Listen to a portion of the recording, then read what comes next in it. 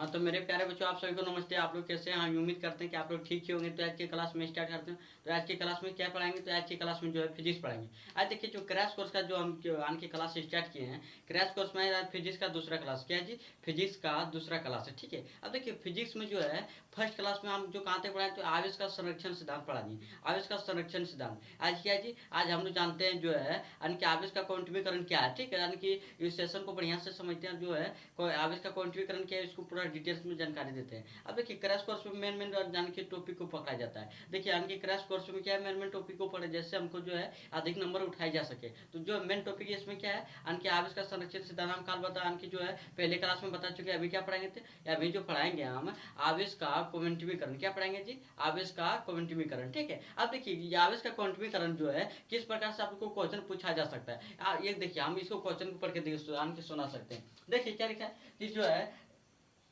Physics है, यानी कि क्लास 12 से साइंस है। फिर देखिए क्रैश कोर्स लिखा है जिसमें विद्युत आवेश तथा विद्युत क्षेत्र, ठीक है। अब देखिए, विद्युत आवेश तथा विद्युत क्षेत्र हम देखिए यानी कि आवेश का संरक्षण सिद्धांत के माते पढ़ा चुके हैं। अभी क्या पढ़ाएंगे?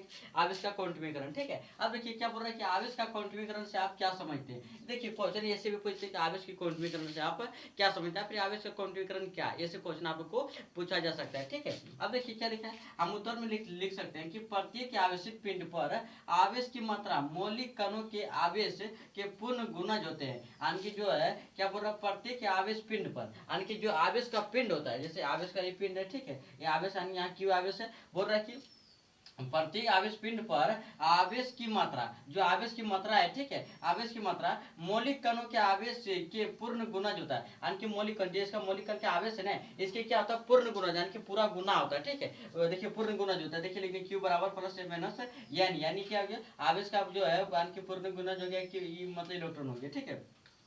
हम लोग इसको लिख सकते हैं कि जो अर्थात है क्यू बराबर प्लस है माइनस एन ई। अब देखिए एन बराबर क्या, हम लोग एक दो की इसको 1 2 3 4 5 ले सकते हैं। अब फिर देखिए इलेक्ट्रॉन का मान कितना, 1.6 गुना 10 कूलम है, ठीक है। इसको याद कर लीजिएगा। फिर देखिए क्या बोल रहे हैं, आवेश कभी भिन्न में नहीं होते हैं। यानी कि जो आवेश है ये कभी भिन्न में नहीं होगा। जैसे 2.3 यानी कि आवेश हो जाएगा, या फिर जो है 3.3/5 इलेक्ट्रॉन आवेश है, 4/3 इलेक्ट्रॉन आवेश, ऐसा भिन्न में कभी आवेश नहीं होता है, ठीक है। आवेश क्या होगा, आवेश 1 होगा, 2 होगा, 3 होगा, इसे होता है। अब देखिए इसमें क्या बोल रहे हैं कि विद्युत बल के लिए जो है कूलम का नियम लिखें, या फिर जो है कूलम का नियम, या फिर स्थिर विद्युत बल के नियम को लिखें। यानी कि जो परीक्षा में किस प्रकार से क्वेश्चन पूछा जाता है, तो उसमें चेंज करके पूछा जाता है। अगर कहीं क्वेश्चन पूछ लिया जाए कि ऐसे क्वेश्चन पूछा जा सकता है कि विद्युत बल के लिए कूलम का नियम लिखे, या फिर जो है ऐसे भी क्वेश्चन पूछा जा सकता है ना कि कूलम का नियम या फिर स्थिर विद्युत बल के नियम को लिखें। ऐसे क्वेश्चन आप लोग को पूछा जा सकता है। इसको हम लोग उत्तर में कैसे लिखेंगे, तो उत्तर हम लोग लिख सकते हैं कूलम के नियम के अनुसार। किसके अनुसार? कूलम के नियम के अनुसार निर्वात में दो बिंदु आवेश, यानी कि कूलम नियम के अनुसार जो है निर्वात में दो बिंदु आवेश, यानी कि Q1 और Q2, ठीक है।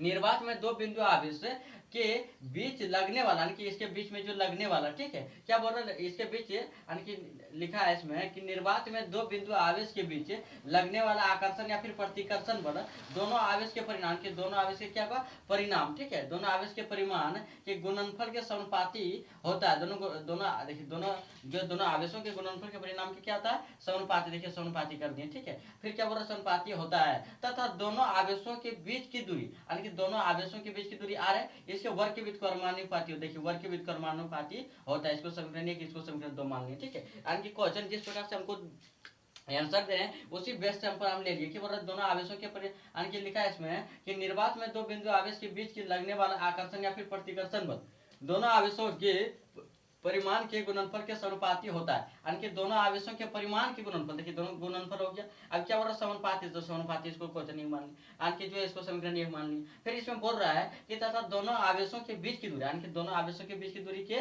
व्युत्क्रमानुपाती 1/r² होता है, ठीक है। इसको समीकरण 2 मान लिया। इस प्रकार से आप लोग को मान लेना है। फिर क्या करना चाहिए, समीकरण 1 एवं समीकरण 2 से, समीकरण 1 एवं 2 देखिए दोनों को लेंगे, क्या हो गया, Q1 और Q2 1/r²। अब देखिए इसको जो है ना Q1 Q2 इसको रख दें, r² को ले दिए, या बराबर समानुपाती Q1 और Q2 r²। अब यह बराबर देखिए यानी कि समानुपाती हटेगा, नियतांक आएगा, तो इसका नियतांक क्या है, इसका नियतांक जो है K है, क्या जी, K, तो K लिख देंगे, या बराबर K बराबर Q1 Q2 r²। अब देखिए जो के का मान होता है ना, कहते होता है 1/4 पाई एप्सिलॉन नॉट लिखा है, जहाँ के समानुपाती नियतांक है तो के बराबर 1/4 पाई एप्सिलॉन नॉट, यानी कि के का मान क्या हो जाएगा 1/4 पाई एप्सिलॉन नॉट हो जाएगा। ठीक है, अब देखिए इसका जो मान होता है यानी कि 1/4 पाई एप्सिलॉन नॉट का मान कितना लिखेंगे, तो 9 गुना 10 पर पावर 9 न्यूटन, यानी कि 9 न्यूटन मीटर, देखिए न्यूटन मीटर स्क्वायर और कूलम स्क्वायर। ठीक है, न्यूटन मीटर स्क्वायर और बटा, यानी कि देखिए क्या लिखा, कूलम पर माइनस स्क्वायर। ठीक है, इसको याद रखना है। अब देखिए जो है इसका क्या हो गया, इसका सूत्र निकालेंगे तो किस प्रकार से निकाल सकते हैं हम लोग, देखिए यहाँ लिख देते हैं इसको, देखिए यहाँ लिख देते हैं या फिर इसको लिख के बताते हैं बढ़िया से। ठीक है, तो आप लोग जो है अगर समझ में आ गया तो इसको नोट कर लीजिए, 2 मिनट का समय देते हैं, फिर नोट करने के बाद हम तुरंत लिख के जो है आप लोग को फिर बताएंगे। तो आप लोग जो जितना लिखे हैं इसको अगर समझ में आ गया तो इसको नोट कर लीजिएगा। ठीक है,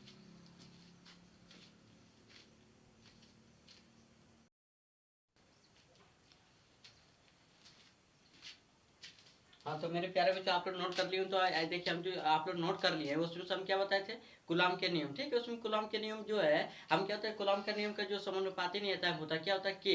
और के का मान क्या बताए थे हम, के का मान जो है 1/4 पाई एप्सिलॉन नॉट बताए थे। ठीक है, अब देखिए के जगह पर हम लोग क्या रख दिए कि 1/4 पाई एप्सिलॉन नॉट Q1 और Q2 आर स्क्वायर लिख दिया, यानी कि ये जो है गुलाम का नियम क्या हो गया, व्यक्त हो गया। ठीक है, अगर गुलाम का नियम का बोलेगा ज्ञान कीजिए तो इस प्रकार से उसका सबसे पहले जो परिभाषा दिया है वो परिभाषा को लिख लेने के बाद जो है उसका जो सिद्धांत है उसको लिख लेने के बाद जो है अब प्रूफ करके इसको दिखा देना है। ठीक है, आप लोग को जो अगर 5 नंबर पूछेगा 5 नंबर देगा, और 2 नंबर पूछेगा तो 2 नंबर देगा, लेकिन 2 नंबर में जो है ना 2 नंबर में पूछता है तो उसमें सिर्फ जो क्या हमको सिद्धांत देने पड़ता है। ठीक है, तो इसलिए अधिकतर 5 नंबर में पूछता है, तो आप लोग जो है एक क्लियर हो गया। अब देखिए इसमें इसी प्रकार से आप लोग को क्वेश्चन पूछ सकता है कि जो है क्वेश्चन पूछ सकता है कि जो मुक्त आकाश की विद्युतशीलता का मात्रा क्या है या फिर बिंबीय सूत्र क्या है, ये ऑब्जेक्टिव में पूछा जा सकता है या फिर सब्जेक्टिव में पूछा जा सकता है। ठीक है, अब देखिए जो है अगर सब्जेक्टिव पूछा है तो कैसे पूछा जाएगा, देखिए इसका जो सब्जेक्टिव पूछा जाएगा तो ऐसे पूछा जा सकता है कि मुक्त आकाश की विद्युतशीलता का मात्रक एवं बिंबीय सूत्र लिखे, ऐसे आप लोगों को क्वेश्चन पूछा जा सकता है। ठीक है, अब देखिए इसमें क्या लिखना है जी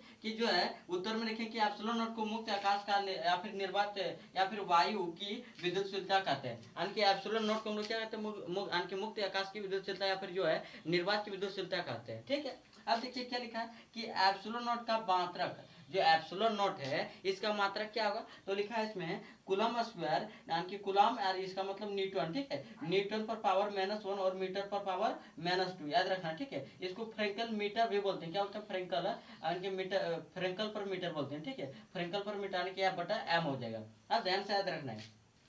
क्या लिखा है, एप्सिलॉन नॉट का बिंबीय सूत्र, यानी कि जो है मुक्त आकाश की बिंबीय सूत्र क्या है, तो मुक्त आकाश की बिंबीय सूत्र हो जाएगा m पर पावर -1, l पर पावर -3 और t पर पावर 4 और e पर पावर 2, इसको याद रखना है। ठीक है, ऐसा जो है क्वेश्चन आप लोग को ऑब्जेक्टिव में पूछा जाएगा 100%। ठीक है, आप क्या बोल रहे हैं कि कूलाम के नियम का सदिश रूप, अगर कुछ आप लोग को जो क्वेश्चन पूछ लिया जाए कि कूलाम का नियम का सदिश रूप क्या है, तो देखिए आप लोग को क्या बताना है, आप लोग को बताना है जो है यह बराबर हो जाएगा 1/4 pi epsilon not Q1 Q2 बटा आर स्क्वायर और क्या पी आर। अगर ऐसे दिया रहेगा क्वेश्चन में ऐसे में जाना है, अगर ऐसे क्वेश्चन में नहीं दिया रहेगा तो क्या करेंगे सर, तब देखिए क्या करेगा कि यह वेक्टर बराबर 1/4 pi epsilon not Q1 Q2 बटा आर पर पावर Q और वेक्टर आर, इसको याद रखना है, इसको बोलते हैं क्या प्यार, इसको बोलते हैं वेक्टर आर। ठीक है, यहाँ क्या फट गया यानी कि वेक्टर आर है, एक यानी कि एक और जुड़ गया। ठीक है, तो आर पर पावर क्या हो जाएगा, Q हो जाएगा। फिर देखिए इसमें क्या बोल रहा है कि गुलाम के नियम की समस्या क्या है, यानी कि जो गुलाम के नियम जो है इसका क्या सीमाएं क्या है, यानी कि जो है ये क्या इसका सीमा क्या क्या है। ठीक है, अब इसको पूरा बयान के जो है पूरा इसको जो है इसका आंसर हम लिख के बताते हैं। इसमें लिख बोल रहा है कि गुलाम के नियम की सीमाएं क्या है, या फिर ऐसे पूछ सकते हैं आप लोगों को क्वेश्चन कि गुलाम के नियम की जो है यानी कि जो है इसका जो है कुल सीमाएं को यानी कि या फिर 4 सीमाएं को व्यक्त कीजिए। तो सबसे पहले हम लोग क्या लिखेंगे, गुलाम के नियम का सार्वत्रिक नियम नहीं है, यानी कि गुलाम नियम जो है सबसे पहले ये क्या सार्वत्रिक नियम नहीं है। ठीक है, और दूसरा नंबर में लिखेंगे गुलाम के नियम सिर्फ बिंदु आवेश या फिर विराम आवेश के लिए मान्य है, यानी कि जो गुलाम का नियम है सिर्फ बिंदु आवेश के लिए लागू होता है, लेकिन जो यानी कि जो है इसमें क्या बोल रहा है कि कूलाम के नियम सिर्फ बिंदु आवेश या फिर विराम आवेश के लिए मान्य, यानी कि कूलाम का नियम है जो कहीं स्थित हो, विराम हो या फिर जो है बिंदु, यानी कि बिंदु आवेश के लिए ही लागू होता है। और तीसरा नंबर में आपको लिखना है कि जो कूलाम का नियम अनियमित आकार के आवेशों पर लागू नहीं होता है, यानी कि जो कूलाम का नियम है वो अनियमित, यानी कि जो नियमित, यानी कि नियम से नहीं, अनियमित यानी कि आवेशों के लिए लागू नहीं होता है। ठीक है। और चौथा नंबर में आपको लिखना है इसका सीमा है कि कूलाम का नियम निर्वात में रखे आवेश पर लागू नहीं होता है, यानी कि जो कूलाम का नियम है वो निर्वात में रखा है उस पर लागू नहीं होगा। ठीक है। इसका 4 सीमाएं लिखा दिए। तो आप लोग जो अगर पूछेगा कि कूलाम के नियम की सीमाएं क्या है, तो आप लोग आराम से लिख सकते हैं, आप फिर कूलाम के नियम की सीमाएं बताएं। आप लोग ऐसे अगर क्वेश्चन पूछेगा तो आप लोग आराम से लिख सकते हैं। ठीक है। आप देखिए हम क्या बोल रहे हैं कि इसी प्रकार से आप लोग को पूछ कि विद्युत क्षेत्र क्या है। ये तो देखिए आप लोग तो 10 में जो यानी कि 10 में बहुत ज्यादा इसको पढ़ाए होंगे। ठीक है। बहुत ज्यादा इसको क्या रटे होंगे, लेकिन इसी प्रकार से जो अगर कहीं क्वेश्चन पूछ जाएगी कि विद्युत क्षेत्र क्या है, तो आप लोग क्या करेंगे, आप लोग को जो इसका परिभाषा याद रखना कि आवेश या फिर आवेश या आवेशों के समूह का वह क्षेत्र, यानी कि आवेश या फिर आवेशों का समूह, यानी कि आवेश एक हो या फिर अनेक हो। ठीक है। वही बोल रहा है कि आवेश या आवेशों के समूह का वह क्षेत्र। ठीक है। जहाँ कोई अन्य पर आवेश आकर्षण या फिर प्रतिकर्षण बल का, जहाँ कोई एक आवेश है उस पर आकर्षण या फिर प्रतिकर्षण बल का अनुभव करता है। ठीक है। तो उस क्षेत्र को विद्युत क्षेत्र कहते हैं। जैसे मान लेते हैं कि जो है ये यहाँ प्लस क्यू आवेश है। ठीक है। प्लस क्यू आवेश है, कोई अन्य आवेश पर क्या कर आकर्षण, जब माइनस क्यू आवेश है तो इसको आकर्षण करेगा, अगर प्लस क्यू रहे तो इसको रिफ्लेक्ट यानी कि प्रतिकर्षण। वही बोल रहा है इसमें ना कि बोल रहा है कि देखो ध्यान से इसको समझना। ठीक है। इसमें बोल रहा है कि विद्युत क्षेत्र यानी कि आवेश या फिर आवेशों के समूह का वह क्षेत्र जहां कोई अन्य आवेश, यानी कि जहां कोई अन्य आवेश क्या करता है, आकर्षण या फिर जो प्रतिकर्षण की फेंक देना। ठीक है। प्रतिकर्षण बल का क्या लिखा है, प्रतिकर्षण बल का अनुभव करता है, उस क्षेत्र को विद्युत क्षेत्र कहते हैं। ठीक है। तो आज की क्लास में इतने रहते हैं, फिर मिलते हैं अगले वीडियो। जो मेरे चैनल को सब्सक्राइब नहीं किया वो सब्सक्राइब भी कीजिएगा, और जो यानी कि लाइक नहीं किया लाइक भी कीजिएगा, जो शेयर नहीं किया शेयर भी कीजिएगा। ठीक है। आप लोग को जो पूरा फुल डिटेल में पढ़ाएंगे, कोई कंफ्यूजन है, कोई जो है यानी कि इसमें कोई यानी कि जो है कोई इसमें क्या होगा, कोई ये सब बात नहीं किया जाएगा जिसमें आप लोग को जो है कंफ्यूजन होगा। ठीक है। हम मतलब बहुत सिंपल तरीका से समझेंगे, बहुत ही शानदार तरीका से समझाएंगे। तो आप लोग जो है मेरे क्लास को जो है एंड तक देखिएगा, जो शेयर भी कीजिएगा। ठीक है। फिर मिलते हैं अगले वीडियो में। धन्यवाद।